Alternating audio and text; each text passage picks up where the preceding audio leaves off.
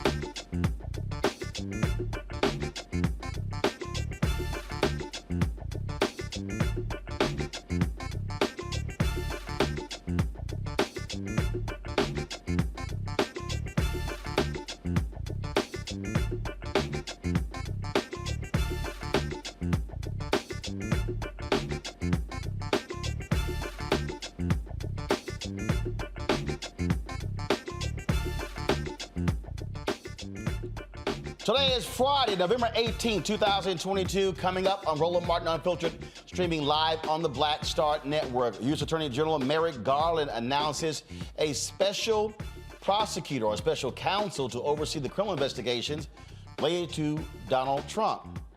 What in the hell? Why? 2 years later? A special counsel? He could have done that a couple years ago.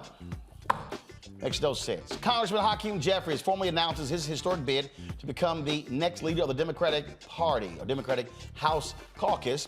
A Georgia judge has heard arguments today about whether to allow early weekend voting in Georgia's Senate runoff election.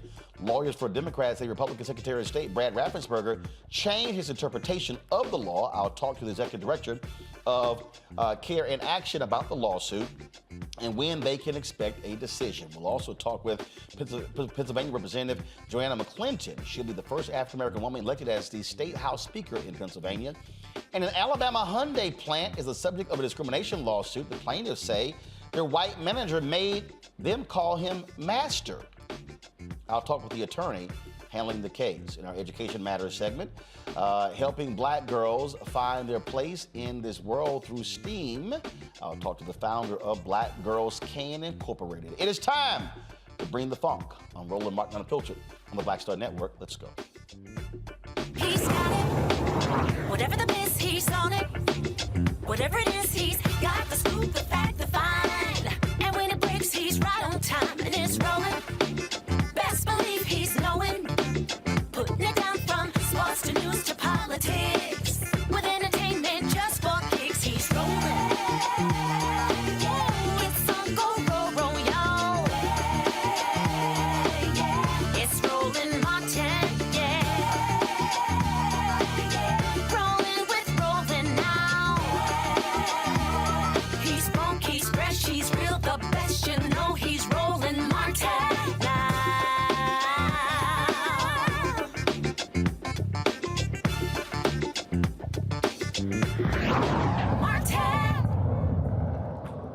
Attorney General Merrick Garland makes a head-scratching decision announcing a special counsel to take over the investigation of Donald Trump because Donald Trump announced he's running for president.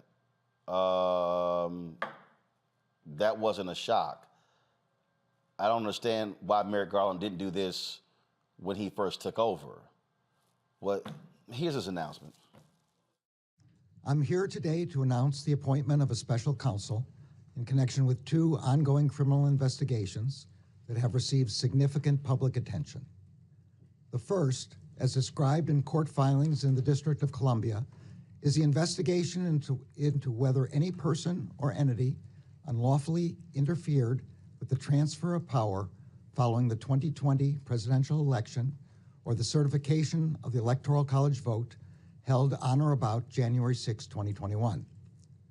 The second is the ongoing investigation involving classified documents and other presidential records, as well as the possible obstruction of that investigation, referenced and described in court filings in a pending matter in the Southern District of Florida. I'm joined today by Deputy Attorney General Lisa Monaco, U.S. Attorney for the District of Columbia Matthew Graves, and Assistant Attorney General for the Criminal Division Kenneth Polite.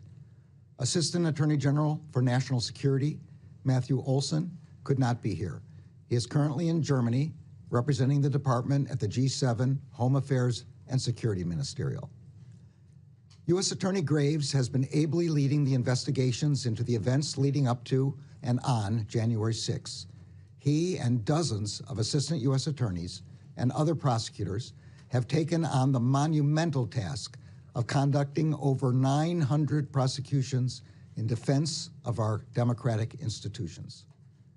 Criminal Division prosecutors under the able leadership of Assistant Attorney General Polite have played a significant role in those prosecutions.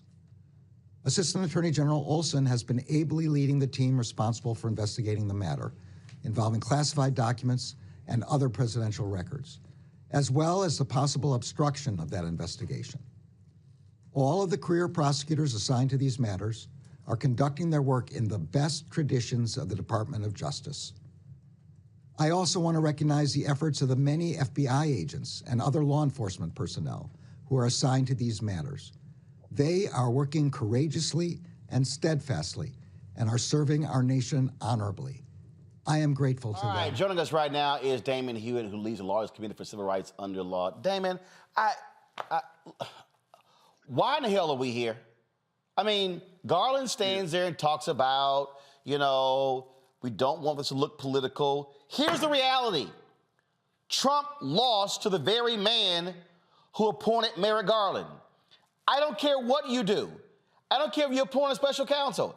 It is going to be seen as political by the folk who like Donald Trump. This ain't that hard. And so if you're going to appoint a special counsel, we all knew the man was going to run again.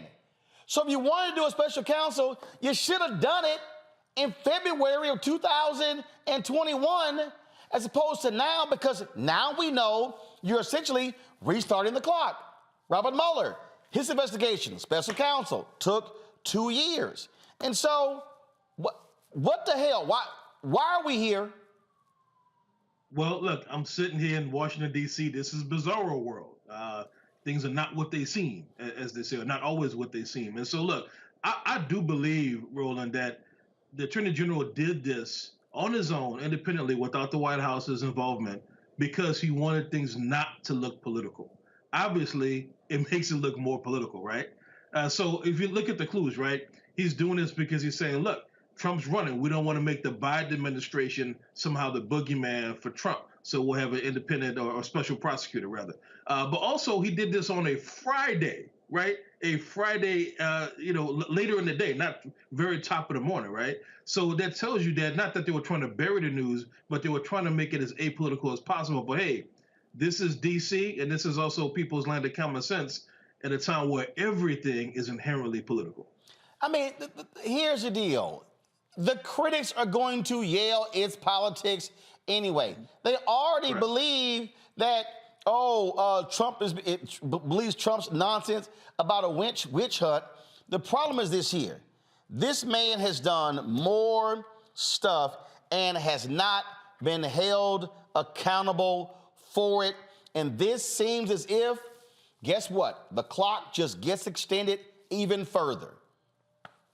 Well, look, I know the common experience that perception people have about these types of endeavors, the old independent prosecutors like Whitewater and now the special prosecutor here, is that it can last forever. And I understand why people think that and feel that. I actually hope and pray that the clock isn't being restarted. I actually hope that the work that the criminal division did under Kenneth Foley, that the U.S. Attorney's Office did under Matthew Graves, that it actually means something, and that Jack Smith, the lead special prosecutor, and his team don't have to start all over, because that would be an absolute waste of our time. And that would almost guarantee that any charging decisions or resolutions happen closer to the 2024 primaries than they do to the midterms that we just had, right? So that would be a really, really bad thing. It would actually make it more political. So I hope they know what they're doing. I do think they know what they're doing, right? And I hope that it actually works, because we need resolution soon. You know, at the Lawyers Committee, the organization I lead, we've sued Trump, Stone, the Oath Keepers, the Proud Boys, and 24 of their closest alleged co-conspirators. I say alleged, you know, until it's proven. But we know, we believe what happened, right? We sued them for their role in the January 6th insurrection. So here's what we know. You got three legs on the stool, Roland. You got the political process, and we see what the House being lost by Democrats, what's likely to happen now with the Select Committee. You've got the prosecutorial process, which takes all these strange twists and turns, including today. But then you've got both civil liability and the court of public opinion. And so that's what we're focused on. We're focused on making sure that we ensure that there's accountability through liability in the court of law, even if these prosecutions take longer than we thought, or even if they never happen at all. The thing is, you had the Mueller investigation. Bill Barr suppressed that, lied about it. Nothing happened. Mueller did not want to go after Trump. Everybody still falls for this ridiculous memo that was written to the Nixon administration saying you can't prosecute a president. Bullshit. The sign, equal justice under law, sits above the Supreme Court. But the reality is, what this seems like is, yeah, if you're a rich white man, it's not equal justice under law. There's a separate rule of law for you. And what bothers me the most are all these people, oh, well, you know, if we prosecute Trump, people are going to be pissed off. Yeah, but that shouldn't be the point. The point is, if you broke the law, whether it's him, me, you, anybody, guess what? The law is supposed to be fair and just. And it gives the impression that this guy is just keeps getting off. And here's the deal. He never learns his lesson, because for him, I can go harder if no one ever holds me accountable. Well, that's right. You know, that's why, you know, I appreciate what Tish James is doing in the state of New York, continuing to go after the Trump organization.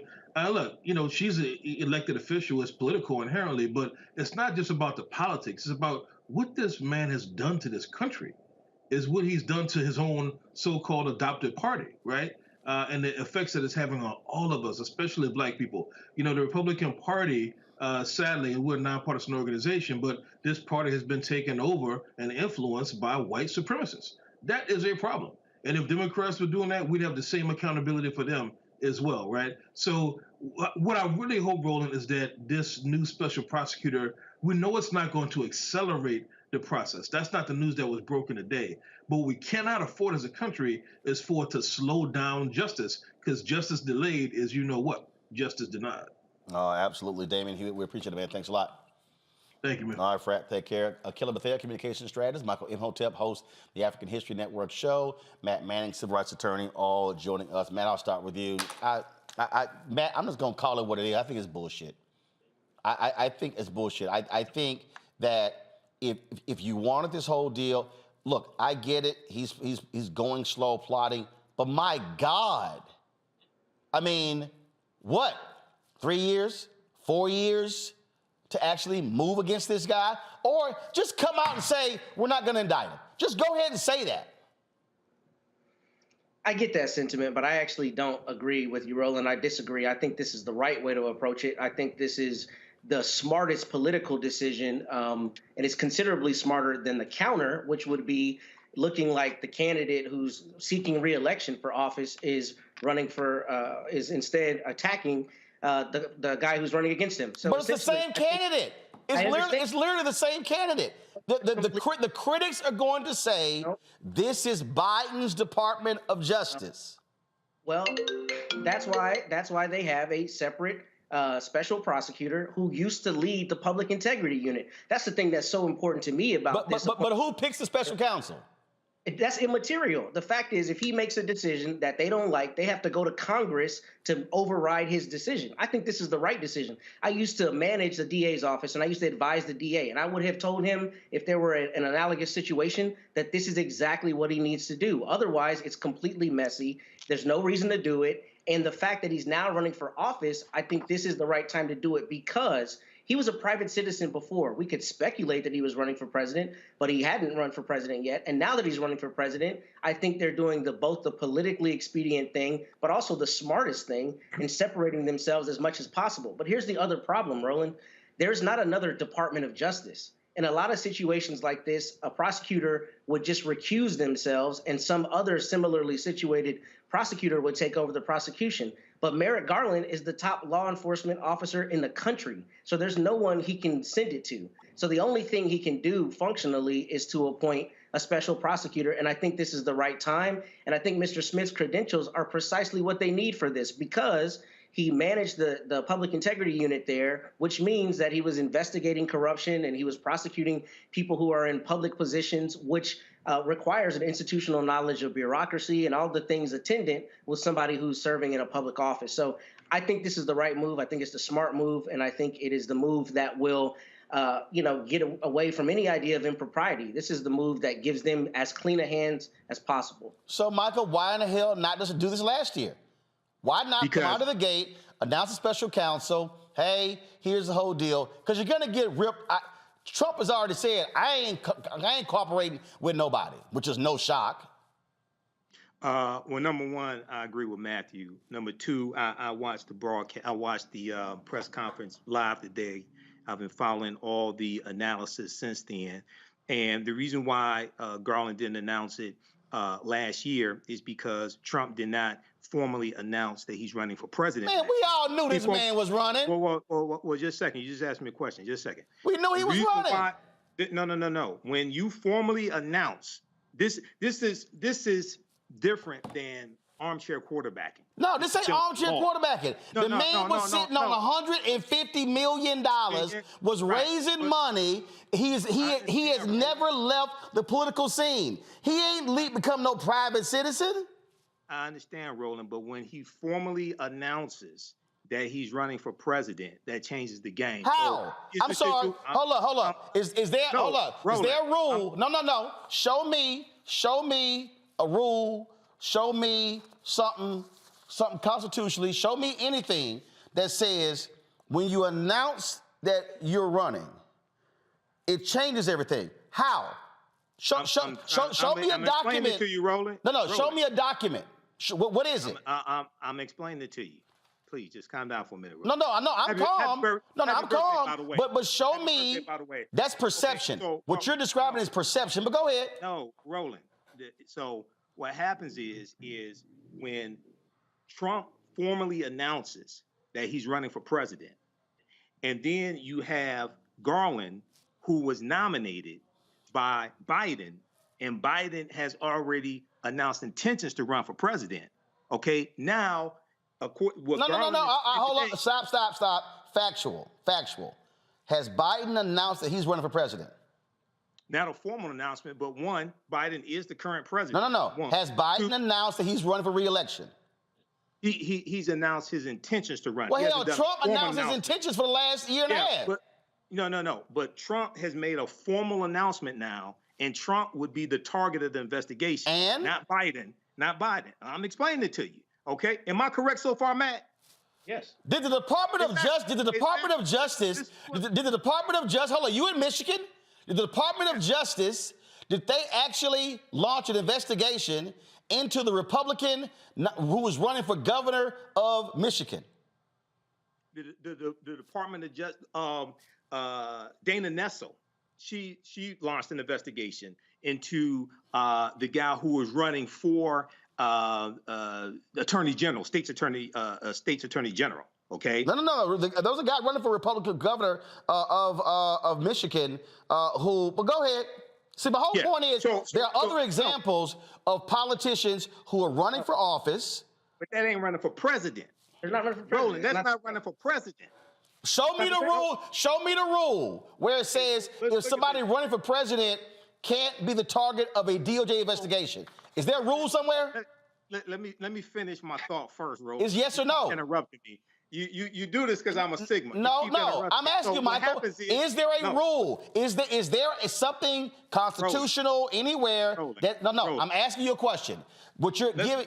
That's an opinion. Let's look at no. It's not my opinion. What is it? Let's look at Justice Department regulations. Let's look at page 2 of the article today from Washington Post. Garland named special counsel for Trump Mar-a-Lago 2020 election probes. Let's look at page 2. Justice Department regulations say the Attorney General will appoint a special counsel, essentially a prosecutor handpicked to tackle a particularly criminal investigation if a case meets several criteria. Specifically, that an investigation is warranted in a way that presents a conflict of interest for the Justice Department, quote, or other extraordinary circumstances, end quote, and that under those circumstances, quote, it would be in the public interest, end quote, to appoint a special counsel to handle the case. But that's still not, that doesn't answer my question. It does. No, here's the whole deal. So here's the whole deal. You got a man who was, first of all, who was in the White House, and the Department of Justice, we can't, there's no wrongdoing. We can't go after a sitting president based upon a memo. Memo, right. Hold up. Not a law. A memo. Hold up. Wait. Not a law. The legal counsel. Not a law. A memo written from the DOJ of one of the most corrupt presidents in American history, a man who fired multiple AGs, whose own AG was involved in the Watergate cover-up. That's the DOJ that we're referencing with the memo. The vice president had to resign from office, Spiro T. Agnew, because he was brought up on corruption. So I'm just saying that's the memo. So we couldn't go after him while he's in the White House. Investigation is launched, going on. Now he announces, oh no, now we got to back off because... It's not a back off. No, hold up. Smith is not starting from the beginning. Well, this is not first a back of all, off. we saw what happened with the Mueller report, and that didn't do a damn thing.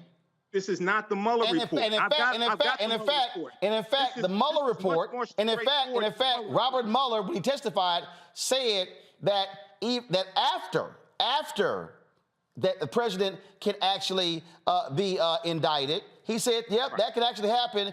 And who allowed the statute of limitations of the Mueller report to run out? But the Mueller report was much more convoluted. This is much more straightforward. Okay, the documents were at Mar-a-Lago. This is much more straightforward. I studied the Mueller report. Hold up. I got a copy here. But the special counsel is not just about not the documents. It's also tied to January 6th. I totally understand that. Because I saw the press conference. I read articles about this. This is much more straightforward. But tied to January 6th is dealing with Trump's dealings. It's not dealing with the 800 plus people who've been arrested and are being prosecuted. So Jack Smith is not over that. This right here, this is much more straightforward than the Mueller report. Okay, and the Mueller investigation, which is in 2 parts actually. So I think all things considered, I think Merrick Garland did the right thing. And this is not going to be 2 years. This investigation that Jack Smith is going to do, he's basically going to pick up with the investigation that they've already done. The Mueller investigation took 2 years. I would be shocked if we see something. Kelly, do you have any faith that this might be a quick special counsel, or do you believe, like I do, that here we go again? If we move even closer, it's going to, oh no, we can't really do anything because here's the deal. Now we're going to be into the primary season. Now we're going to be in the convention. Now he might be the nominee, and then it's going to be, oh no, we can't. Now we can't move against him. It's sort of like it's like a cat got 9 lives. This fool got 38. I think that, in a sense, I understand your frustration, Roland, because it's not necessarily coming from a point of cynicism. It's coming from a point of proof that the DOJ hasn't really been doing much with all of this stuff that the Trump administration has done in the past 5-6 years, especially Trump himself. However, I do agree with the other panelists in that at the end of the day, even though Merrick Garland is AG, he still looks at this job like a judge. And in a way, I respect that thoroughly because in this political climate, he's doing his best to be as impartial as possible. Is it the best way to go about it? That's up for debate. But at the end of the day, the reason why he waited until Trump officially announced his run for president again is because whether you like it or not, whether there's a rule or not, there's simply a higher level of scrutiny when it comes to people running for office that the DOJ can just go in there and have more or less carte blanche to what they want to investigate about that person because there's a higher level of scrutiny regarding whoever's running for the president of the United States, right? Before Trump officially announced, even though it wouldn't have mattered much, but he probably could have sued DOJ for harassment or collusion or whatever. It would have been BS, but he would have had more of a claim. He sues everybody. Can I finish? He sues everybody. That's not like what I'm saying. Everybody. The man agreed. Donald Trump agreed that. Hold on. Donald Trump agreed to testify before the January 6th committee. And hell, he then sued him. I understand what you're saying. Yes, he can sue anybody and everybody, but the DOJ isn't just everybody. And at the end of the day, Merrick Garland is trying to restore some sense of integrity and dignity to that office. And it is difficult when you have somebody like Trump around, but he's doing his best. Now, will this special prosecutor actually do something? Maybe, maybe not. But I understand the steps in which Garland took, because at the end of the day, there is no precedent for it. Like you were mentioning a memo and everything. Yeah, there's no precedent for it because it's unprecedented. Like no president has ever done crap like this before. So I understand that he wants to toe this fine line, but I also agree with you in that is something going to get done. I too am cynical about that, but with what I have seen today, I understand the steps that were taken. Do I think something is going to come out of those steps? Not necessarily, based off of the little bit of precedent that we got from the last couple years of the DOJ having basically everything and the kitchen sink and not doing anything. We literally watched this DOJ slow walk what took place on January 6th. We're sitting here watching the January 6th committee, and they're like, wow, that's information we need to get from the committee. What the hell y'all been doing? I firmly believed that Doug Jones would have been a much better attorney general than Merrick Garland. I get that he was a former federal judge. I do believe that when you're operating as an attorney general, and I get the whole deal about, the political piece and it's Trump, he's a former president. I'm gonna go again with what I said. Equal justice under law. And I believe there is far too much deference that is being given to Donald Trump. I believe that there are people who are scared. Oh my goodness, what's gonna happen if we indict Trump? Well, what's gonna happen if you don't? Because here's a fact, and it's a fact. There are people who said in 2015, he got no shot. I was one of the folks. He ain't got a shot. And what happened? He gets a nomination. He ain't got a shot to beat Hillary Clinton. And he did. And then ran roughshod over the law and the DOJ, no accountability, gets impeached in the House, Republicans staying with him in the Senate, doesn't get convicted. Twice. He continues. Congress tries to get his taxes. It goes all the way to the Supreme Court. They rule. He sues again. He's suing the January 6th committee. His entire strategy is, I'm going to litigate to completely slow everything down so I'm never held accountable. And what I'm saying here, I fundamentally believe we need a much more aggressive attorney general, because when you let someone like him have 38 lives and 40 lives, he doesn't learn his lesson. Because the reality is, he's never been held accountable. He started his career as a racist and simply paid a fine with HUD and the discrimination happening there. An example. So this whole notion that Merrick Garland is trying to restore trust in the DOJ, for me, trust is to actually hold somebody accountable. And I just simply don't believe that Donald Trump will ever be held accountable for his actions. And he will continue. And let me say it again to everybody who's watching right now. They are already planning their massive takeover if he wins in 2024.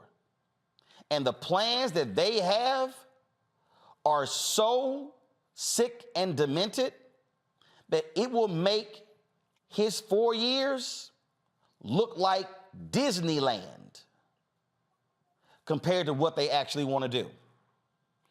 If you keep letting somebody keep getting away with it, it is going to come back and bite you, and it is going to hurt.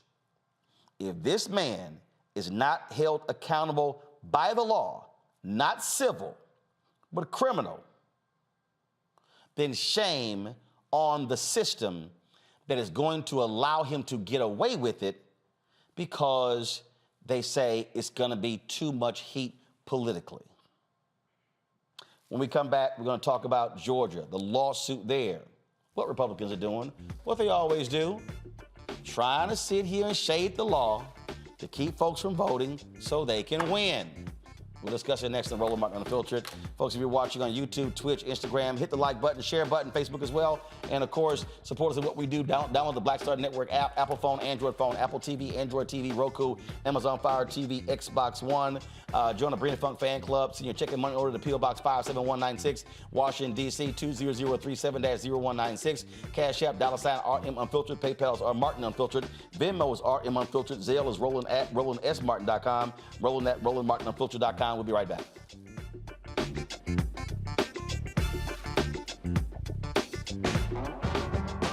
Don't wait till November 8th. We can vote today. Your early vote started this week. We're on Savannah State University's campus. We will be dorm storming today, giving out treats for everyone. We hope to see everyone at the polls when it comes to November. If you believe we got power, let them know. Make some noise. Put a fist up. I need to see a fist in the air because we got power. Come on, you put it up. Go get your shirt. We're out here in the streets of Savannah, Georgia. James, do not forget to go vote. I got you. If we vote the right people in, we can make a change. We can get these resources in our community. I am a woman, and it is important that we have the say-so of what we want to do with our bodies. We're concentrating on entrepreneurism, providing young people with resources and training that they need in order to change their trajectories. We want Black down. Democracy is on the ballot. Voting rights is on the ballot. Voting suppression is on the ballot. I am most passionate about those three combined because they all impact each other. Savannah is my home. I care about my community, and I care about representation in my community.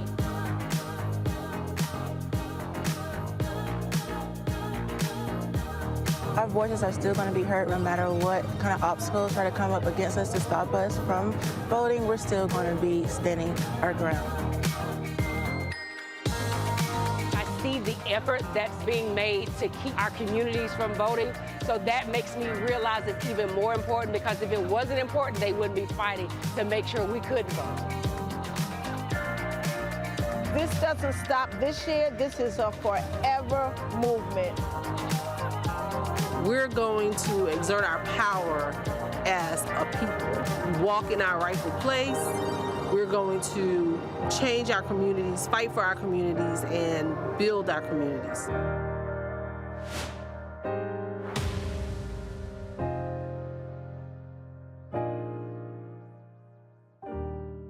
I'm Bill Duke. This is Diala Riddle, and you're watching Roland Martin Unfiltered. Stay woke.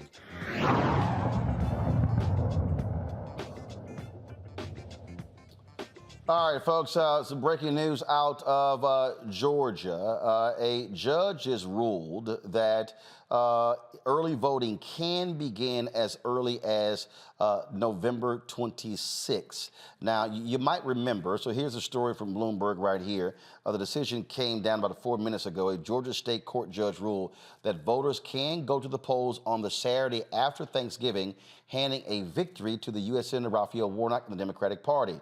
The ruling on Friday came after a hearing in Atlanta on a last-minute lawsuit by Warnock, who faces Herschel Walker. Attorneys for Warnock argued that Secretary of State Brad Raffensperger was misreading the state's new election law and asked Fulton County Superior Court Judge Thomas Cox to immediately enjoin the ban on voting on the only allowable Saturday before the election. Foreclosing voting opportunities has always been considered irreparable harm, said attorney Uzoma Nkwanta.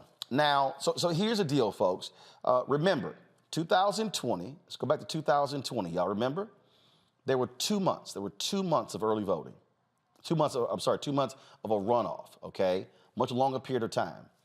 The Republicans changed the law. Not only did they cut it, they also limited people from being able to register for the runoff. So if you did not register for the general election this year, which was on Tuesday, November 8th, the deadline to register for a runoff that hadn't even been announced was November 7th.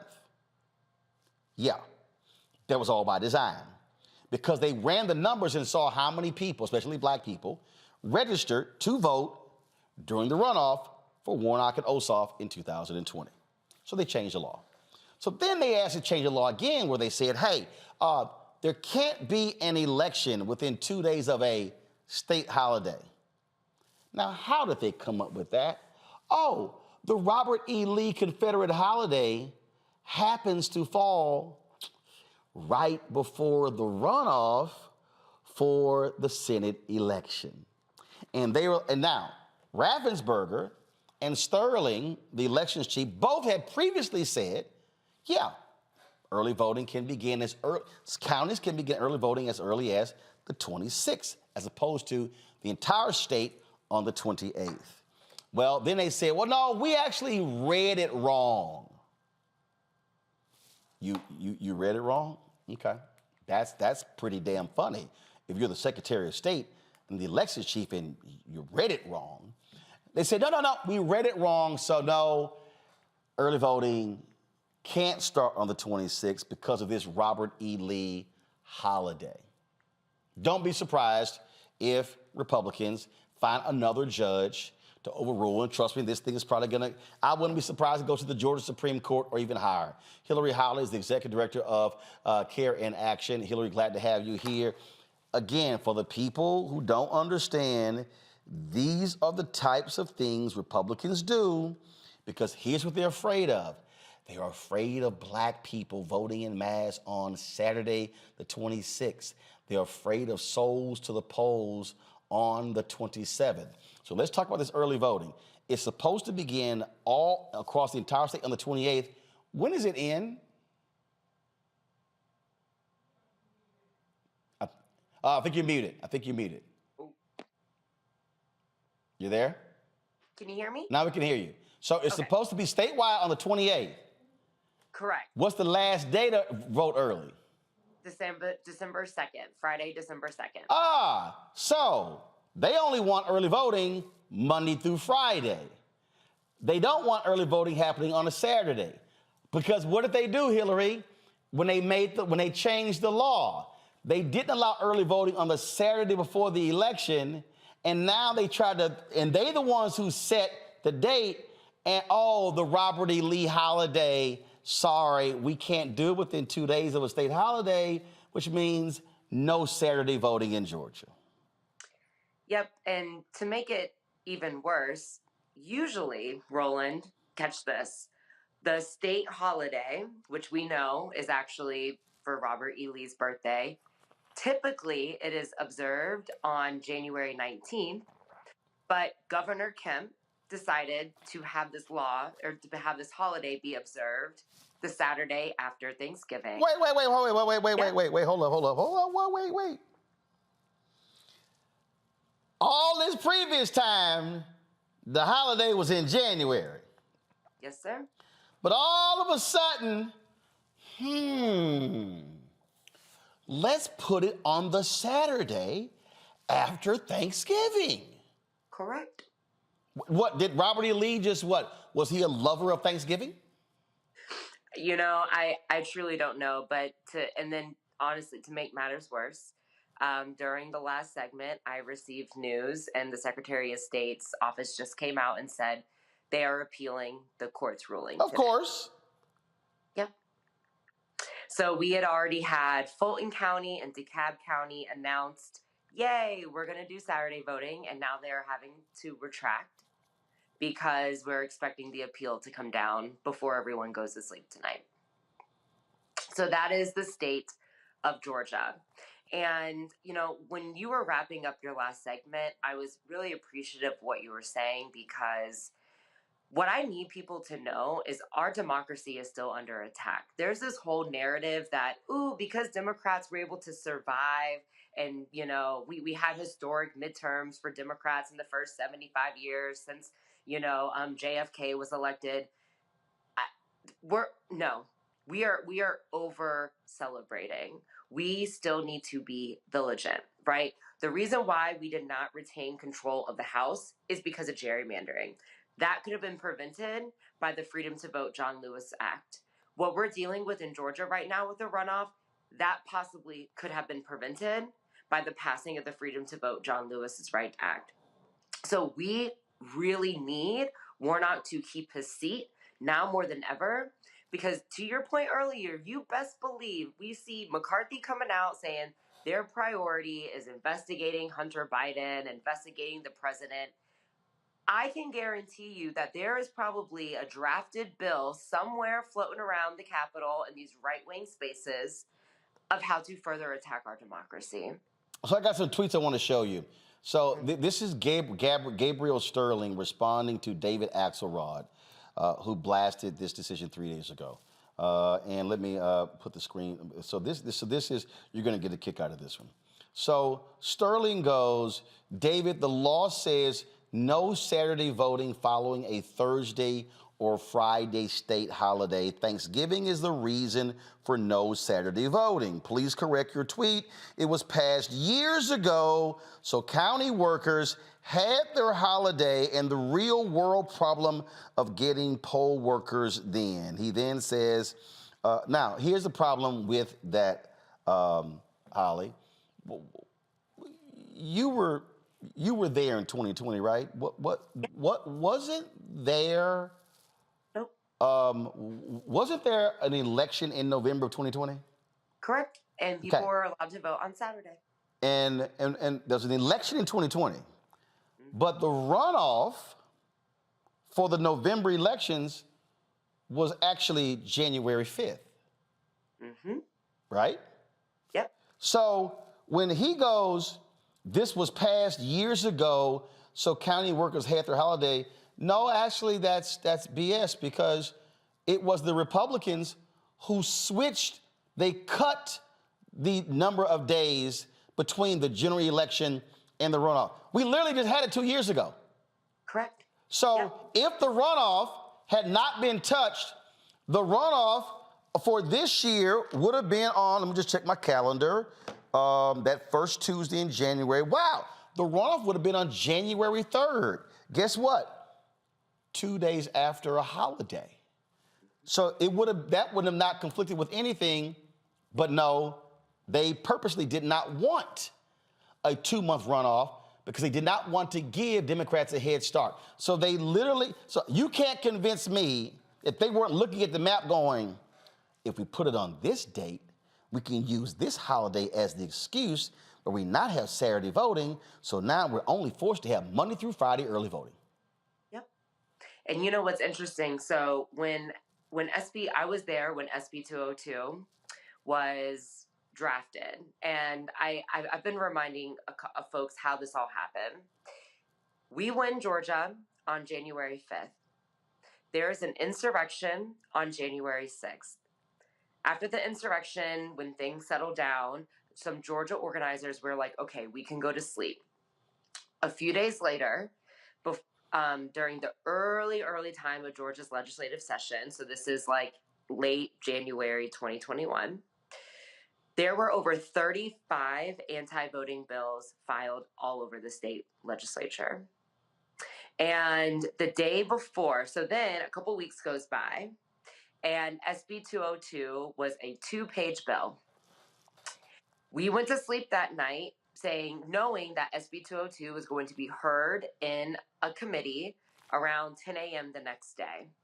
So we all wake up and we get to the committee hearing, and what do we learn? SB 202 is now a 96-page bill. And it's not on the website. You have to physically be at the Capitol. So we literally had pro-voting, like voting rights lobbyists, taking pictures of the substitute bill, making sure that the elected officials on the committee had copies of it, because they were literally showing up to the committee hearing thinking they were going to see a 2-page bill. No voting rights lawyers had the time to overlook this bill before the committee hearing. And in the drafts, Roland, there's certain provisions around the runoff. When you go back to the time changes, you'll see how in some moments, they include runoff, other times they remove runoff, and then they finally, in the final bill, that was signed that same night. So we go to sleep one night, wake up, it's 96-page bill. They then added the word runoff to this new shortened time period in the holiday rule. And then that night, it's signed by Brian Kemp. Less than 24 hours. And now we're here in a runoff, which again, Georgia is one of 2 states that have runoff laws right now, because the runoff law was created during the era of Jim Crow after Black people in the South. Because remember, you know this, Roland, Black people had power in the South at one point in time, right? Mississippi was sending Black people to Congress, and they said, no. So Georgia created the runoff law.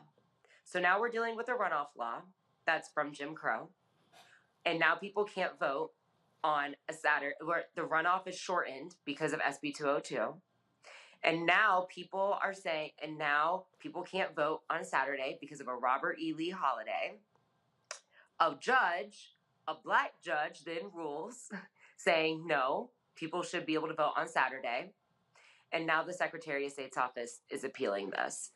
This is Jim Crow, and this is another argument as to why we have got to send Warnock to the U.S. Senate so we can do something about voting, because to your point, they're going to do everything they can to either get Trump or DeSantis into that White House and take the Senate along with them. Yep, it's as simple as that. Hillary Holly, we appreciate it. Thanks a lot. Thank you for having me, Roland, always. Kelly, again, people need to understand, and I love listening to these conservatives who go, and I remember Eric Erickson and others who were like, well, this bill really isn't that big of a deal. I mean, it's really not what everybody is cracked up to be. But this is when you start getting into the finer details of these type of bills, and you cannot convince me that they were not sitting there going, now we moved this sucker to the Tuesday after Thanksgiving, then we can ensure there's no early voting on any Saturday whatsoever. Presto, forcing Monday through Friday when people are working. Let's not give people a day off to actually vote. I mean, it's Georgia, so nothing that anyone says about voter suppression will surprise me if it's coming from the state of Georgia. What was actually more, I don't want to say surprising, but really sad and perplexing to me is the fact that there's a holiday for Robert E. Lee's birthday in the first place. And it's only perplexing in that, how is that not considered treason? Because you know why Republicans love their Confederates? I mean, for sure. But I mean, at the end of the day, I couldn't imagine, a sect of any political party, like Republicans, Democrats, or anybody, celebrating the birthday of bin Laden. But Kelly, it's they celebrate Robert E. Lee in South Carolina, Alabama, I get it, Mississippi. They Jeff Davis. Hell, first of all, they don't say those were terrorists. They say those were simply folks who were not participants in the war of northern aggression. Again, it's BS. I understand what you're saying, but that was the thing that was most jarring to me most of all. But you're absolutely right in that this definitely feels calculated. It would not surprise me at all if it actually was calculated. Like, I recall a couple years ago, we did a segment where documents came out regarding how calculating Republicans were in making sure that the vote was suppressed and gerrymandering ran amok and the like. So I understand that. Yeah, that was North Carolina. Yes, you're right. I was trying to remember the state, but yeah, like nothing regarding suppressing the vote, specifically the Black vote, surprises me anymore. The Robert E. Lee thing was just kind of like the icing on the cake. Well, especially moving it from January to November. You know what? Exactly. I was going to talk to her about another subject, but actually, I think she actually has experience with this. Pennsylvania Representative Joanna McClinton will be the first African-American woman elected as Speaker of the House there in Pennsylvania. She right now is the leader of the Pennsylvania Democratic Party, and they have taken control of the House there. Representative McClinton, first of all, congratulations. And you have experience with this. For folk who don't know, we talk about Georgia, we talk about North Carolina, and people somehow think Pennsylvania is a blue state. But you have been on the front lines of these very type of actions that Republicans have taken in Pennsylvania to try to strip folks from voting, to try, I mean, all sorts of different efforts that have been undertaken. That has actually happened. That's correct, Roland. Pennsylvania is a purple state. It's not a red state. It's not a blue state. It is a purple state. It goes back and forth for who our electorate chooses to be our president, our governor. And unfortunately, for a very long time, our state house and our state senate were fully in control of Republicans for much of the last 30 years. But we are excited to be able to take the ability to take us in a better direction, because they definitely did a ton of work to do an abortion ban. It passed this summer. They've done all sorts of bills to get rid of our ability to vote by mail. And but for our Democratic governor, those bills would have become law a very long time ago right here in Pennsylvania. And look, I remember what happened after 2020, where they were literally threatening to go to single-member elections for the state Supreme Court to guarantee they would have a majority. I mean, you know, that's how, I mean, again, people, you know, when these bills come out, Hillary was just talking about it, you know, when these bills come out, people go, oh, well, you know, you have the spin doctors, but these are the very small things that a person on the outside wouldn't necessarily think about, like, well, I mean, I don't understand. Well, you know, that's right, it's a Thanksgiving holiday, so let's not have an election, you know, give the workers an opportunity to enjoy their weekend. Well, guess what? Don't put the election on December 6th in. Put it on December 13th. No, they purposely put it on December 6th so you can take advantage of that holiday. And then to say, hey, no, it wasn't Robert E. Lee. It was really Thanksgiving. I mean, these are the type of things Republicans are doing all across the country. And if it's not for folks like you and other African-Americans who are Democrats or the Democrats, this thing would be even worse with how they are trying to fix the laws to guarantee their victories. That's right. I always say in Harrisburg, if they don't like the rules, they throw them out and make rules that will favor them and guarantee that they will win. It's unfortunate that not only are they trying to throw out votes all the time, quite frequently, this week in Harrisburg, they moved to impeach a sitting district attorney in the city where I live, who won overwhelmingly with all the folks who showed out to vote for him just last year. And they claim his policies have caused crime, but ain't offered no evidence. It's just all, the Larry Krasner policies, no evidence. We should impeach him. That's right. Not only no evidence, no solutions. Unfortunately, gun violence is not new. What is new is the surge that we have seen in every city around America since the pandemic. Smaller cities and larger cities alike, even here in Pennsylvania. Small cities like Allentown and big cities like right here in Philadelphia. But where are the solutions? They have been in control of the agenda. They have not offered up solutions. But when they don't like the outcome of elections, we know what their playbook is voter disenfranchisement each and every time, whether Georgia or here in Pennsylvania. When was the last time that Democrats controlled one of the chambers in Pennsylvania? 2007 to 2010 in the House. And in the Senate, it goes all the way back to the very early 90s. So 2010, Democrats lose control of the House. That's correct. And then what happens after 2010? The census, gerrymandering. Yes. Maps that favor Republicans. And every even year, our margin gets smaller and smaller and smaller. Where when I came into the House in 2015, we were down to 82 to their 121. Wow. Well, and this is why, and I'll ask you this last question, and this is the thing that I keep telling my people all the time, why we can't ignore state rep and state senators. You cannot ignore these state races because that's where many of these laws are being changed. They're bypassing Washington, D.C. They're saying if we control the state houses, and at one point you had 31 Republican governors in this country. After the 2010 midterm elections, 16 state houses flipped to GOP control. And it happened right here in Pennsylvania as well. As soon as President Obama got the opportunity to lead our nation, we saw both losses down in Washington, D.C. and in state capitals all across the world, or all across the nation. We saw the development of the Tea Party, that right-wing conservatism. And since our former president, number 45, we have seen the radicalism spread like wildfire. And they're trying to control every aspect of our lives and do everything they can to keep us from voting.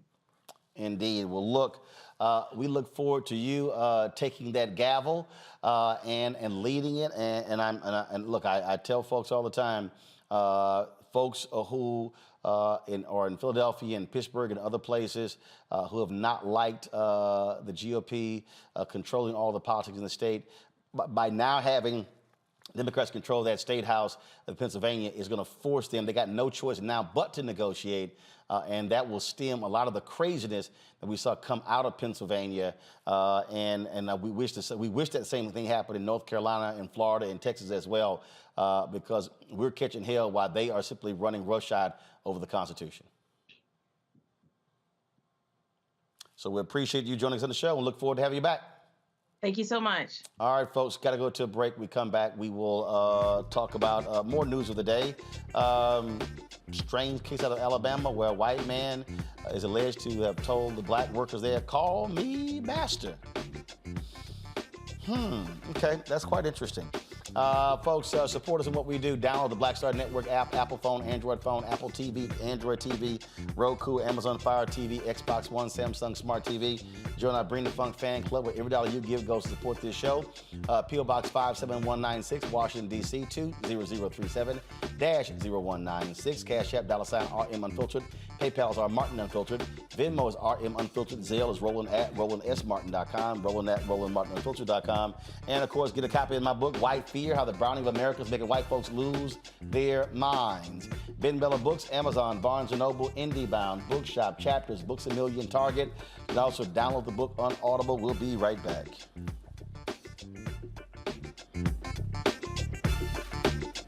Next on The Black Table with me, Greg Carr, we welcome the Black Star Network's very own Roland Martin, who joins us to talk about his new book, White Fear: How the Browning of America is Making White Folks Lose Their Minds.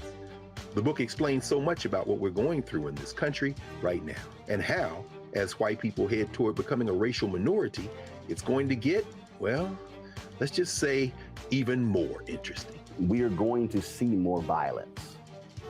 We're going to see more vitriol, because as each day passes, it is a nail in that coffin. The one and only Roland Martin on the next Black Table, right here on the Black Star Network. impacted by the culture, whether we know it or not. From politics to music and entertainment, it's a huge part of our lives, and we're going to talk about it every day right here on The Culture with me, Faraji Muhammad, only on the Black Star Network. On a Next, A Balanced Life with me, Dr. Jackie, we meet Ricky Fairley. She was given a death sentence by her doctor 11 years ago. But for Ricky, giving up was not an option. She declared war on her disease, turned her entire life upside down, and won the battle. I know that God left me here to do this work. And when you talk about faith, faith is what got me through. I mean, I had to relinquish my faith and give my life to God and say, okay, God, what have you got for me? And He gave me my purpose. And that's why I'm here. Her amazing story of strength, balance, and survival here on A Balanced Life with Dr. Jackie on Black Star Network.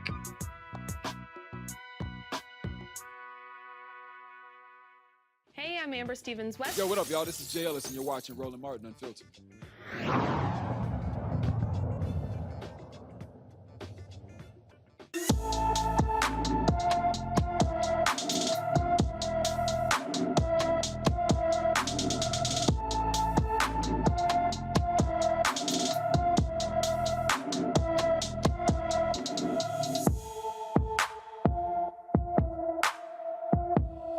First, tell you about Janiyah Walker back in August, and she's still missing from Milwaukee, Wisconsin. Janiyah's been missing since June 23rd. The 15-year-old is 5 feet 3 inches tall, weighs 130 pounds, with black hair and brown eyes.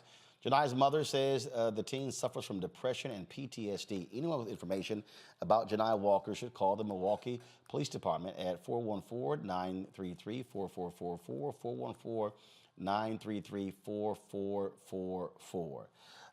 It's always, of course, sad for us to have to do those stories, and it's way too many young black folks who are missing in action. All right, folks, the Montgomery, Alabama Hyundai assembly plant is hit with a racial discrimination and retaliation lawsuit after employees say they were made to call a white manager master.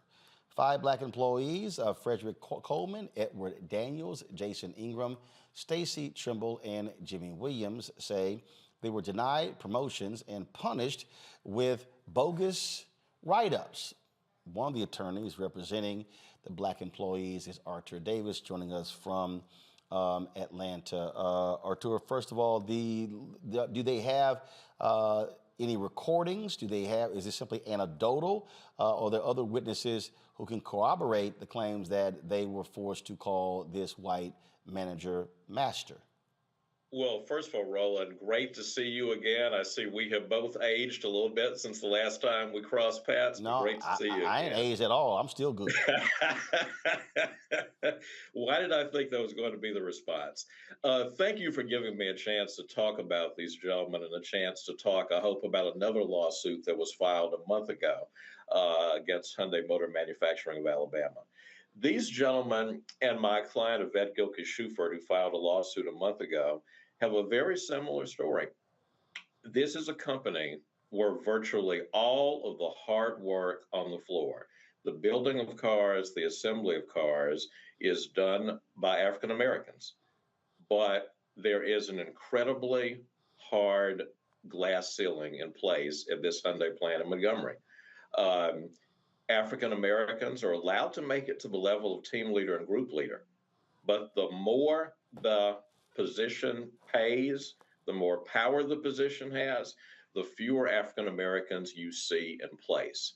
And yes, the narrative about a group of 30 black men being told that Master Swan wants to see you, the master wants to talk to you, that's incredibly insensitive, and that is astonishing that that happened in 2020. But candidly, that's not the biggest part of this lawsuit. The biggest part of this lawsuit is that this company has built a culture of punishing and retaliating against people who are brave enough to stand up and complain. Most of the gentlemen in this lawsuit at some point have made complaints of discrimination against Hyundai's Montgomery plant. Most of them have taken steps to fight discrimination at this plant. And what they got for their bravery, what they got for their trouble, was being denied promotions, being written up, being given disciplinary infractions that aren't justified, One of them recently, Jimmy Williams, had a serious physical injury. When Jimmy came back to work, he was demoted from his position. Anyone watching this podcast who's ever worked in an HR department knows you can't do that. You can't demote somebody who's coming back off an injury. Hyundai knows better than that. They've never done that. I'm told this is the first time in the last 5 years someone who has a leadership position has been demoted when he comes back from an injury instead of having accommodations put in place. So there are so many things that have happened to these gentlemen and to my other client, Yvette Gilkey-Shuford. It's appalling. So any response from Hyundai's corporate headquarters to what's happening there in Alabama? The response from corporate headquarters is we do everything that we can in Hyundai to have a discrimination-free environment. That's news to many African Americans who work there. I'll put it that way. And I want to say something about Yvette Gilkey-Shuford, who all this started with. I don't believe that these gentlemen would have come forward if Yvette Shuford had not shown the courage to file her own lawsuit and bring her own charge of discrimination after she was fired back in the summer. Yvette was the highest ranking woman and the highest ranking African American at Hyundai, its Montgomery office. She was out of nowhere demoted in the summer and told that there was a restructuring. Well, guess who the only person was whose job was restructured? Yvette Gilkey-Shuford. While she was the senior Black and the senior woman at the plant, the job she was in, Director of Administration, was redefined. All the leading responsibilities of Director of Administration were taken away. So all of a sudden, instead of being one of the senior, most powerful people at the company, Yvette Gilkey-Shuford is essentially turned into the chief of African American outreach and someone whose task was to keep the Black folks at the plant happy. So this company can do better. You know, and many people in your audience know about all the allegations against Hyundai, the child labor issues, the various practices that are going on that are under investigation by multiple government agencies. This is a company that needs to take a hard look in the mirror. They need to realize that when there's this much smoke, there's got to be fire, and it's happening across multiple federal standards. It's happening in multiple aspects of the operations of this company. Have y'all pulled any of the research to show what's Hyundai's market share of African American buyers? We have not, but I'll tell you, I'd be very interested in knowing that question. I do know this much. They certainly aggressively market to upper income African Americans, and they aggressively market to a lot of affluent Black folks who are out there. Well, the reality is they're very happy to have Black people build their cars. They're happy to have Black people who have enough money buy their cars, but they're not so happy to have Black people take on senior leadership positions. And once you start, have y'all pulled that data too? Have y'all pulled that data, not just in Alabama, but across the country, the lack of Black executives at Hyundai? Have y'all pulled that data as well? Well, here's what's interesting. Hyundai in California is a completely different animal in terms of its culture than the entity in Montgomery. The CEO of Hyundai in California, as the parent company, is now an African American. There's a Spanish-born individual who is the overall president of Hyundai North America. There's diversity in California. There is no diversity in the senior ranks of leadership in Alabama. So it's not the broad company of Hyundai, frankly, that ought to come under a lens for discrimination. It is this one plant in Montgomery, Alabama. The leadership in California is diverse. It is inclusive. But you enter the lines of the state of Alabama, and you run into a very different culture, a very different set of practices. All right, Archer Davis, we certainly appreciate it. Thanks a lot. Thank you, Ron. Go to my panel here. I'll start with you, Matt. This is the perfect example when we talk about these cases, when you're dealing with these companies. And what they try to do, they try to play the, overall, we don't believe in these things here. But no. Let's look at your numbers. Let's see who's in power. And the reality is Hyundai targets Black people.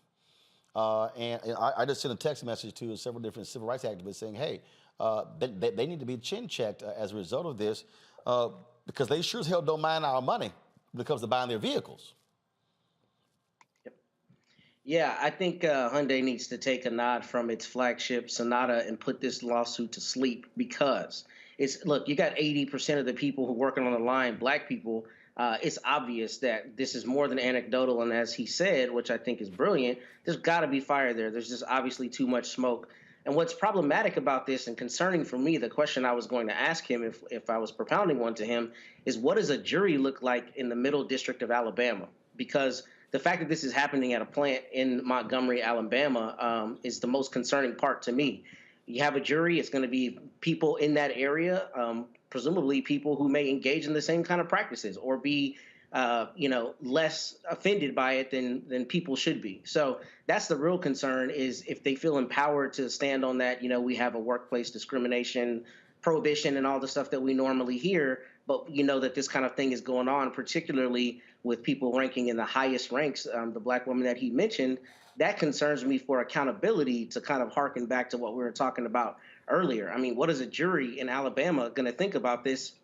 Because my understanding is they've got to establish that the workplace environment is a discriminatory workplace, and not only what's happening in discrete issues, but overall, right? And that's going to be a concern, because if you have people on the jury who think that this is just one-off bad jokes, it's not that serious, then you may have people who've been discriminated against for a long time and divested of their rights who don't have justice. And that would be my real concern here. What a jury looks like in this instance. These companies have long done sponsorship deals with civil rights groups, Michael, and this is where they need to be called to the carpet. And this is where I think black organizations should be calling the CEO of Hyundai and saying, it's time for you to address this. Absolutely. And this is, the national chapter of the NAACP, Derek Johnson, National Urban League, and these organizations, whether they receive money or not.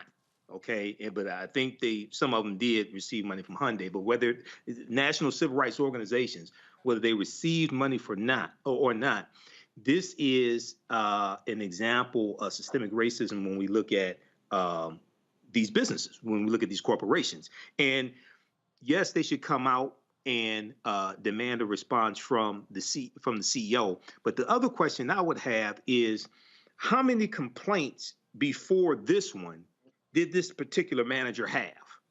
Because I don't think he just started with these antics. I don't think he just started with these 5 African Americans. So I would be interested to find out, how long has this been going on at this plant in Alabama for Hyundai, and what is it like in other plants as well for Hyundai also?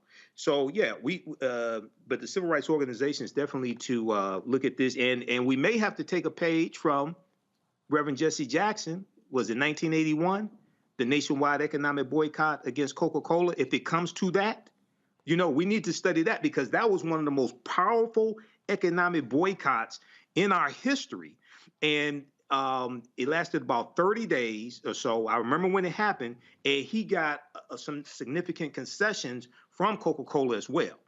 Increase in hiring African Americans at all different levels, deposits into African American and minority banks, distributorships, things like this. So we really need to study that model that Reverend Jesse Jackson laid out and executed also. Kelly? I mean, it's Alabama. That was my first thing. When I heard it, it was just like, it just feels like there's no sense of growth in the mentality down there with anyone who's color redacted. It's just, that's not something that you just come out of thin air with. This is like what Michael was saying. I'm afraid that this is just the tip of the iceberg as far as what this employer was doing to these 5 Black men. I think if they dig a little deeper, they'll find more than just 5 Black men who have been a victim to this man's antics. This is one of those situations in which, again, this didn't come out of thin air. I feel like this was a culture at that plant. I don't think he was the only person at that plant who did anything this egregious. And as far as boycotting is concerned, sure, whatever it takes to hit them where it hurts the most, being their pockets. If a boycott will accomplish that, great. If it's going to just, if it's, a situation in which you just fire people, even better. I grieve for these men because that is not a work environment in which anybody should be subjected to, and I hope that they get the justice that they deserve. Speaking of justice, folks, when we come back, we'll give you an update on the case of the black woman out of Charlotte, North Carolina, who died in Mexico. Her friends say alcohol poisoning, but the autopsy report showed that her neck was broken, her spine was cracked. That's coming up next on Roland Martin Unfiltered right here on the Black Star Network. I am on screen, and I am representing what a black man is to the entire world that's gonna see this. And this might be the only black man, a representation of a black man that they see. Right. So I am responsible. Right. For how they see black men. And it's my responsibility to, if I am not playing an upstanding, honorable, someone with a strong principle or moral core, to make sure that this character is so specific. Right. That it is him, not black men. And I wish that more actors would realize how important their position is as an actor of color, playing people of color on screen. Because there are people that see us all over the world in these different images that we portray. And not everyone knows black people to know. Yes. That's not all.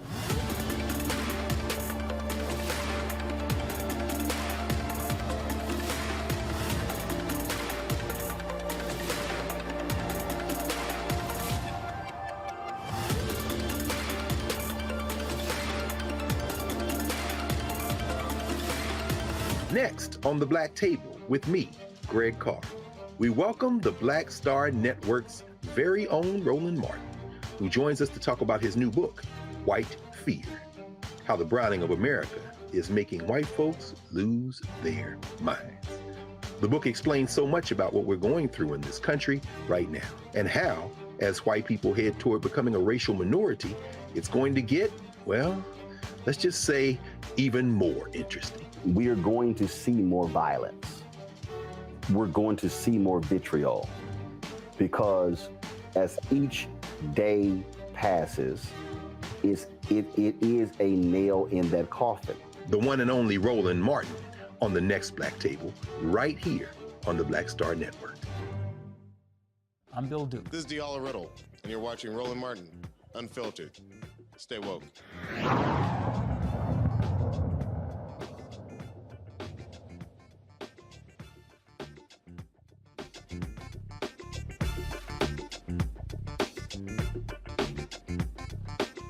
Folks, the FBI field office in Charlotte, North Carolina, they have opened an investigation into the death of a black woman who traveled to Mexico with friends. Her friends came home alive. She did not. We discussed this story just the other day. Shanquella Robinson, she again went to Mexico with some friends, and her friends say she died of alcohol poisoning. When they called Shanquella's mother, they said it was alcohol poisoning. Yet in the autopsy done on her, there was no mention of alcohol poisoning. In fact, the autopsy showed that she actually had a broken neck and a cracked spine. The video that we showed you was a video that was taken that her mother believes was shot while they were there on vacation. You see Shanquella being viciously beaten by another woman, as several people, including a couple of gentlemen, stand there and literally watch it and record it. Don't intervene. And you hear one of them saying, she needs to fight back. She's not even fighting back. It is an ugly, ugly video here. No idea what has happened. According to one of the, this is the USA Today story on here, where in this particular story, actually I'm gonna do this, I'm gonna pull up another story, because there was a particular story where it showed that the individuals who were involved, they actually, names have not been released, but they actually have, two of them have disconnected their phones as a result of what took place here. And so we've been following these stories to understand what's been going on. But again, FBI officials are working with Mexican officials to figure out what happened to Shanquella Robinson in Cabo San Lucas on or about October 29th. And so it is, again, just a really sad story here. And again, as I said, the autopsy showed severe spinal cord injury and luxation. And this is the story right here out of the folks in North Carolina. First of all, she was a 2019 graduate of Winston-Salem State University. She also was a children's hair braider, operated a women's boutique business, and her family have also, they actually started a GoFundMe page to pay for her funeral expenses as well. And then let's see, that GoFundMe has already, well, actually, the GoFundMe has already raised $119,368. Their goal is $125,000. It is very strange when you think of this case, Kelly, to hear, my goodness, traveling there with friends, they come home alive, she doesn't. And now they have essentially all gone silent, and they've told multiple stories about what took place. I was thoroughly disgusted when I first heard this story because it just goes to show you that your enemies can be closer than you think. And that is not to victim blame whatsoever, but it is clear that these were not her friends. And the fact that they had the audacity to leave the country without her. And from what I read, one of them actually dropped off her luggage at her parents' house. Damn. And gave the story about the alcohol poisoning. But the fact that they went there to grieve with them, knowing what actually happened, whatever that is, they know exactly what happened, and yet they still not only lied, but grieved with the family. Like that is just beyond sickening to me. It is absolutely disgusting and vile. I grieve with this woman's family. It is not anything that anybody should ever experience. The murder, what it appears to be, of a loved one whose life was cut so short by people who were so close to her. I don't have anything much else after that. It's just hard to imagine. Michael, the Mexican officials are leading the investigation, and really the only reason there's an investigation because there was massive outcry from the family and social media when that video dropped. Yeah, the video has gone viral. There have been a number of articles written about this. We posted an article at the African History Network Facebook fan page about this as well. It's gotten a huge response, a huge outpouring of sympathy as well as disgust for what allegedly has happened to Shanquella. When we look at the article from ABC News, also ABC News obtained the autopsy report and death certificate. And in addition to what you stated, Roland, listing the cause of death as, quote, severe spinal cord injury and atlas luxation, it goes on to say with no mention of alcohol. As well. So Shanquella's mother was on Good Morning America this morning. She was interviewed, and she said that she talked to the different people who were on the trip with her, and they're all giving her a different explanation of what happened to Shanquella, what transpired as well. So this is, hopefully the truth comes out and we get justice. And at the same time, I don't have all the facts. But if brothers are standing around looking at two black women fighting or one black woman beating the hell out of another one, and you just stand there and do nothing, you're a punk ass Negro. Let me just leave it right there. Matt, again, what part of the issue you have here, this takes place outside the United States. And so now you're dealing with another foreign government. And so the FBI is sort of limited in terms of what they're able to do, even though she's an American citizen. Yeah, that's correct. And that's what I was concerned about at first. But as I was awaiting, you coming to me, I thought there might be something there for a conspiracy charge if they're able to find that they intended to do this when they traveled to Mexico. The amount of evidence that people have in phones and digital devices these days is just insane. So if the FBI gets a search warrant for her phone, for their phones of the people that hurt her while she was there in Mexico, I mean, it may very well be that they determined that there was a conspiracy to harm her when they took her to Mexico. And hopefully that'll give the FBI jurisdiction, because the concern for me is the Mexican authorities, investigating this. Obviously, I don't have all the evidence, but we know that there are sometimes a lot of irregularities and, frankly, corruption as it relates to Mexican government and investigations. So hopefully the FBI is able to find a legal means by which they can hold them accountable and go through the wheels of justice and make sure that there's justice for this young woman. Indeed. All right, folks. New York Congressman Hakeem Jefferies has formally announced he will run for a House Minority Leader on the Democratic side. If Jeffries gets the position, he would be the first African-American to lead a party in Congress. Jeffries promised his colleagues that he would empower, protect, and expand their ranks. House Speaker Nancy Pelosi, Leader Steny Hoyer, and House Majority Whip Jim Clyburn all backed Jeffries as the Democratic leadership, pushing that the new leaders expected to succeed Pelosi, Hoyer, and Clyburn on Jeffries. Massachusetts Representative Catherine Clark and California Representative Pete Aguilar. The House Democrats leadership election will be on November 30th. Folks, a Florida federal judge blocked part of the Stop Woke Act endorsed and signed into law by Republican Governor Ron DeSantis.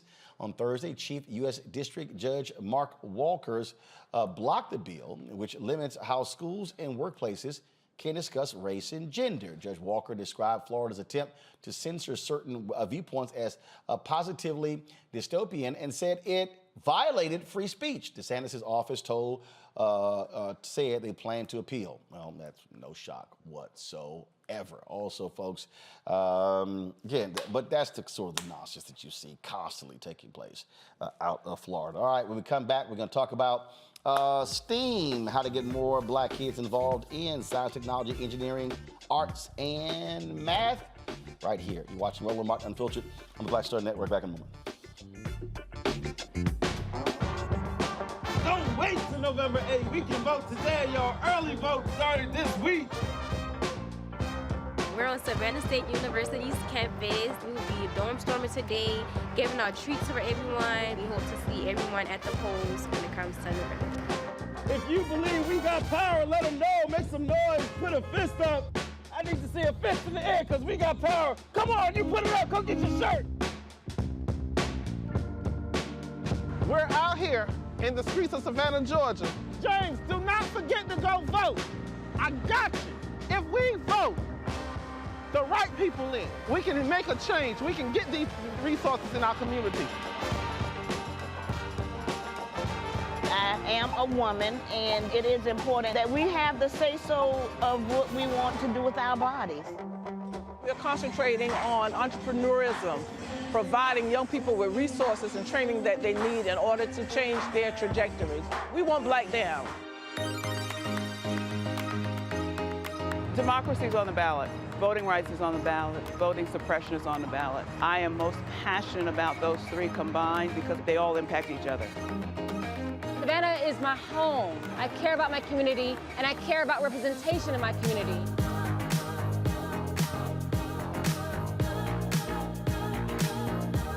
Our voices are still going to be heard no matter what kind of obstacles try to come up against us to stop us from voting. We're still going to be standing our ground.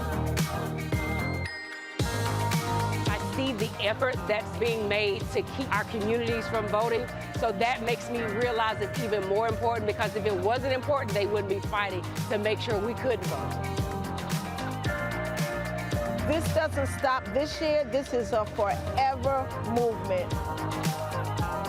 We're going to exert our power as a people, walk in our rightful place. We're We're going to change our communities, fight for our communities, and build our communities.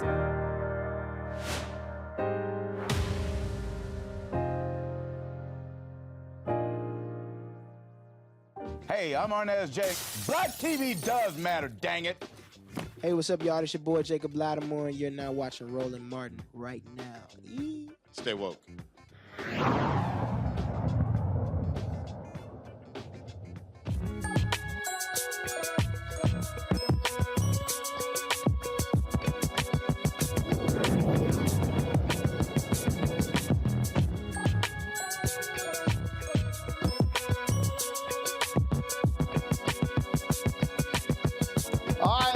More than 700 elementary-age children have been arrested, according to the latest data from the U.S. Department of Education's Office of Civil Rights. Black and disabled children make up 50% of all arrests at elementary schools. Federal law requires schools to have a plan known as an individualized education plan to deal with students with disabilities and behavioral needs. However, in minority and lower-income schools, data shows police were more likely to handle discipline than teaching staff.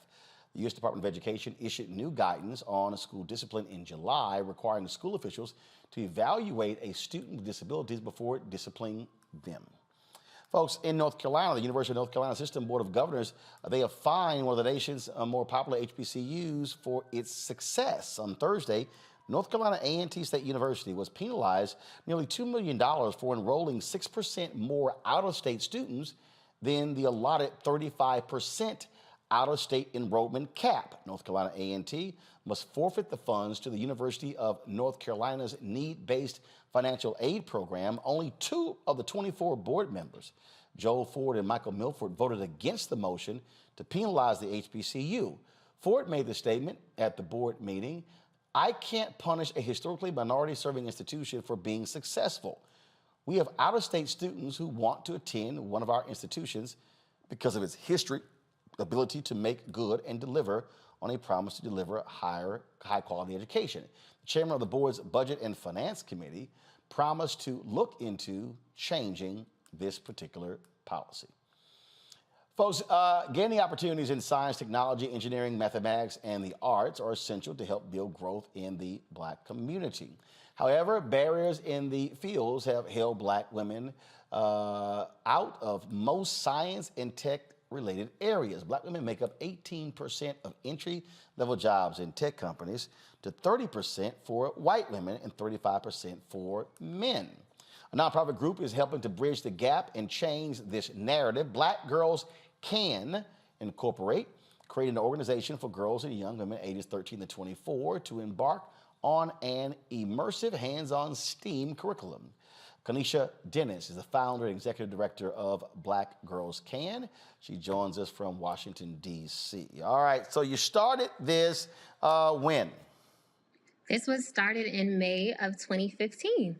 And what has been the result? How have you been able to have an impact on the industry in the last 7 years? Absolutely, and thank you so much for having me. So we have been working towards our 7,000 students mark. So we have reached 7,000 students to date in the New York City area and the DMV area.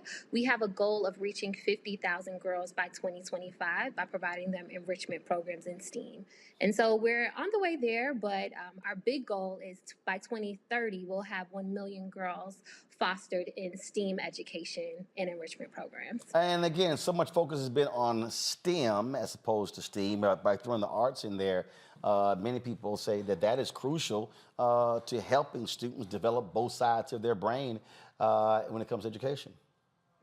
Absolutely. At Black Girls Can, we really foster the full wellness of a student. So it's beyond academics, and we know how powerful arts is to education. So every component to our program actually has an arts stimulation part of it. And that's to ensure that they're going beyond the academics to really build their curiosity in these industries. And STEAM is most important for what we look at when you're going after college applications. They're always just asking you, what outside of these academics are you interested? What do you desire to do outside of that? How's that character building and self-esteem development being built? So we have programs like acting as well as dancing, and then some arts, visual art therapy workshops as well. That really stimulates the mind to allow them to think in other ways. Is there a particular part of the country that is that your program is more attractive to than others? So what is the so when you break it down, where are your people coming from?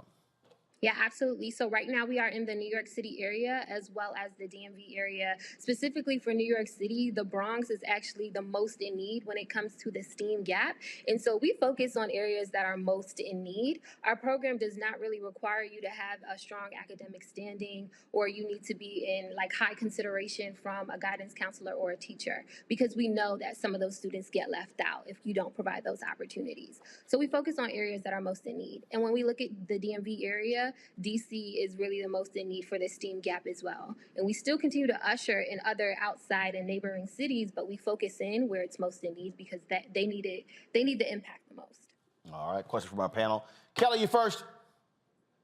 Sure. So, can you give examples of some of your like highlighted students, the ones that you just can't stop bragging about, and just a kind of sort of before and after type story regarding your girls?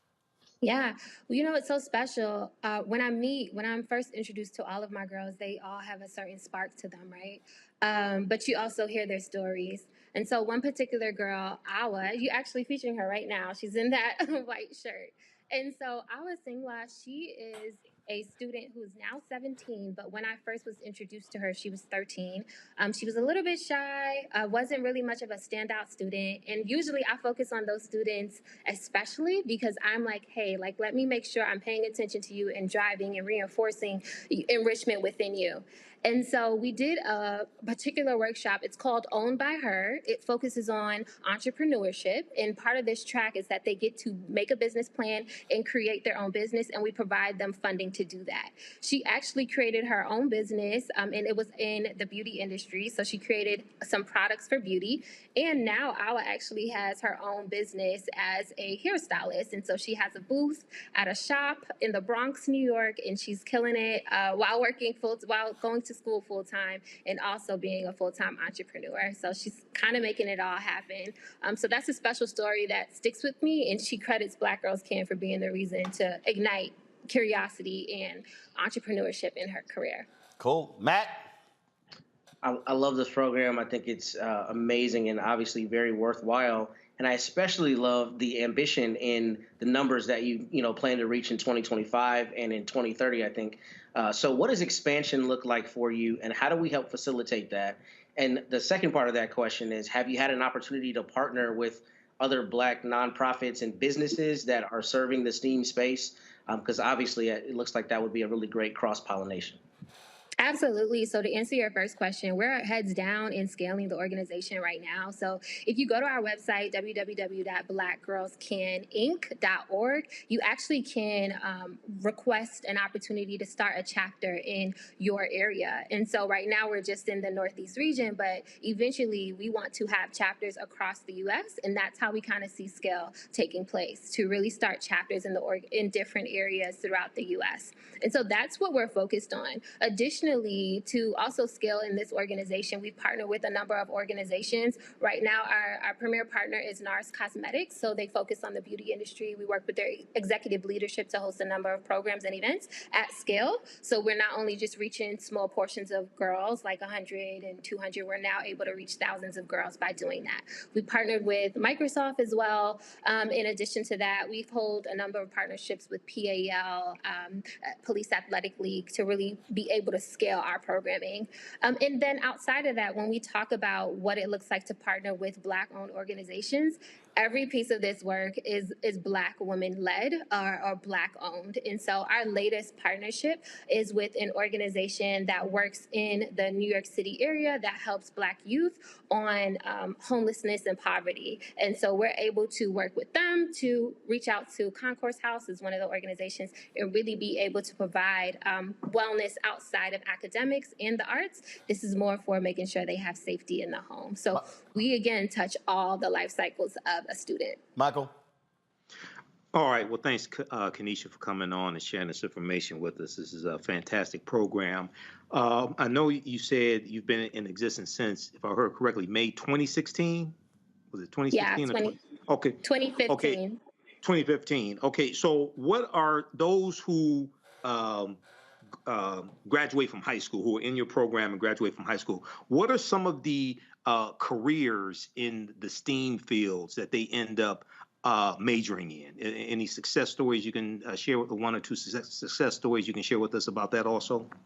Absolutely. I can talk about the NARS cosmetic program that we currently have running with NARS Cosmetics and their executive leadership. So this means their CEO down to their full C-suite and VP's leadership were a part of a mentorship program with Black Girls Can, where we embarked on a 3-month-long mentorship program with our girls that were both college aged and so job ready. And through that program, we were able to hire one of the girls. Her name is Nellie Gushin, and we were able to hire her. And she now sits as a coordinator in the Department of Beauty Communications and Tech for NARS Cosmetics. So that's just an example of what happens when you get exposure, what happens when you get mentorship, and the ability to be able to place our girls is a desire of ours for any program that we are doing. So that's just one example I can quickly think of.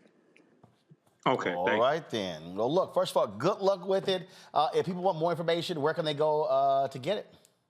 Yeah, absolutely. You can go to blackgirlscaninc.org, blackgirlsinc.org. I'm sorry, blackgirlscaninc.org for all of the updates there and getting involved with the organization. All right, then. Kenesha Dennis, thanks a lot. Thank you so much. It was a pleasure. All right, folks, that is it for us. Michael, Matt, Kelly, we really appreciate it. Thank you so very much, folks. Thank you for joining us. We, of course, been a quite the busy week. I was in Las Vegas yesterday for a cannabis conference, and we'll be letting you know about some things that we're going to be focused on in terms of looking at and advocating for more African-American inclusion in this particular space, multi-billion-dollar, and like other industries, we've been totally shut out, or for the most part shut out. So we'll be talking about that. And don't forget, if you want to support us in what we do, download the Black Star Network app. Available on all platforms, folks. Apple phone, Android phone, Apple TV, Android TV, Roku, Amazon Fire TV, Xbox One, Samsung Smart TV. You can also join our Bring the Funk fan club. Your dollars make it possible for us to do what we do. Send your check-in money orders to P.O. Box 57196, Washington, D.C. 20037-0196. Cash App, $RM Unfiltered. PayPal is R Martin Unfiltered. Venmo is RM Unfiltered. Zelle is Roland at RolandSMartin.com, Roland at RolandMartinUnfiltered.com. And be sure to get a copy of my book, White Fear, How the Browning of America is Making White Folks Lose Their Minds. Ben Bella Books, Amazon, Barnes & Noble, IndieBound, Bookshop, Chapters, Books A Million, Target, download it from Audible. Also, order through your favorite black bookstore. Folks, we always end the show every Friday. Of course, showing you the names of people who have given to our show as donors. We thank them for their support. We appreciate all the work that they have done. Trust me, every dollar matters. We have people who have given us as little as $1, as much as $30,000. We thank all of the people who have given to us to make it possible for us to do what we do. I'll see y'all on Monday. Have a great weekend. Holla!